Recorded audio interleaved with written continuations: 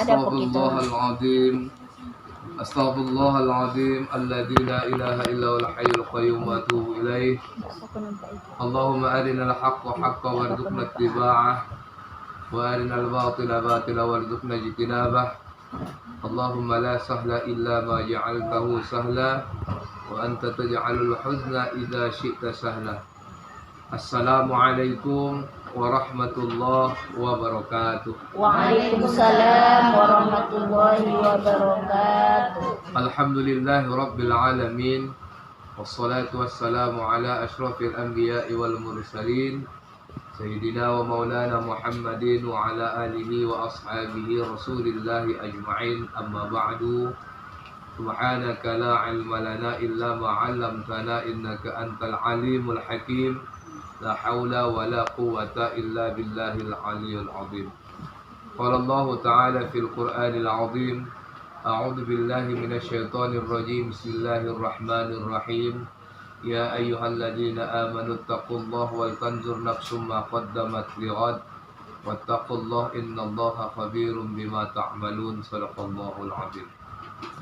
Bersyukur kita kepada Allah Subhanahu wa taala dengan mengucapkan alhamdulillahirabbil alamin. Pada sore hari ini kita masih dapat berkumpul bersama di majelis yang mulia ini dalam kegiatan pengajian yang sebagaimana dilaksanakan. Semoga apa yang kita lakukan pada sore hari ini Allah Subhanahu wa taala mencatatnya melalui para malaikatnya sebagai penambah tabungan amal ibadah kita di hadapan Allah taala. Amin ya rabbal alamin. Selanjutnya selawat merangkaikan salam kita persembahkan kehadirat ruh junjungan alam baginda Muhammad Rasulullah sallallahu alaihi wasallam. Mengucapkan Allahumma salli wa sallim wa barik alaih. Semoga kelak kita mendapat syafaat daripadanya di yaumil hisab kelak. Amin ya rabbal alamin. Yang kami hormati ahli bait beserta seluruh keluarga, ibu-ibu, orang-orang tua kami, jamaah yang dimuliakan oleh Allah Subhanahu wa taala. Adapun materi pertemuan kita pada sore hari ini adalah membicarakan tentang 5 macam penyakit hati yang dapat menghancurkan amal ibadah seseorang. 5 macam penyakit hati yang dapat menghancurkan amal ibadah seseorang. Ibu-ibu, orang-orang tua kami, jamaah yang dimuliakan oleh Allah Subhanahu wa taala. Ibnu Qayyim Az-Zawjiyah radhiyallahu an mengatakan bahwasanya ada 5 macam penyakit hati yang harus kita hindari yang dapat menghancurkan amal ibadah yang kita lakukan. Amal ibadah yang kita kerjakan pada saat sekarang ini adalah yang kita harapkan bagaimana yang kita lakukan pada saat sekarang ini bisa menjadi penolong kita. Yang kita harapkan menjadi penolong kita di hari pembalasan ataupun di alam kubur. Karena tak ada lagi yang bisa dapat menolong kita nanti di alam kubur. Kalau di dunia ni bisa awak minta tolong sama orang, ya kan? Kalau di dunia ni masih bisa kita minta bantu sama orang. Tetapi nanti di alam kubur maupun nanti menghadap Allah Subhanahu wa taala tak ada lagi bisa menolong awak. Kata Allah, man amila shalihan falinafsi. Amal ibadah yang kamu kerjakan sewaktu kita di dunia ini untuk kita masing-masing. Tak ada lagi awak bisa tolong-tolong.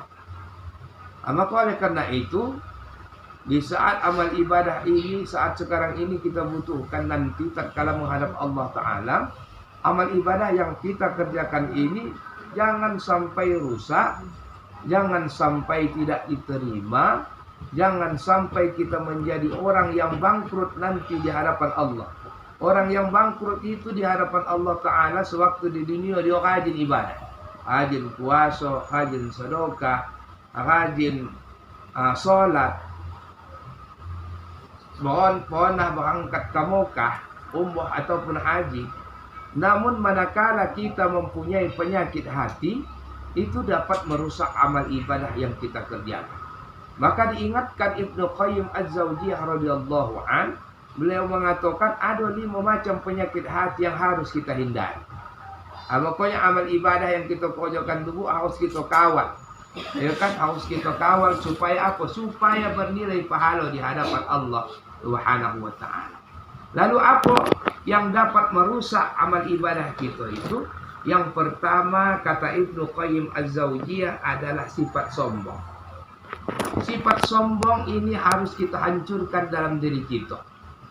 Jangan menganggap bahwasanya kita yang paling beres ibadahnya. Kita tak tahu, Bu. Sampai saja awak kemarin tak tahu, masing-masing punya niat.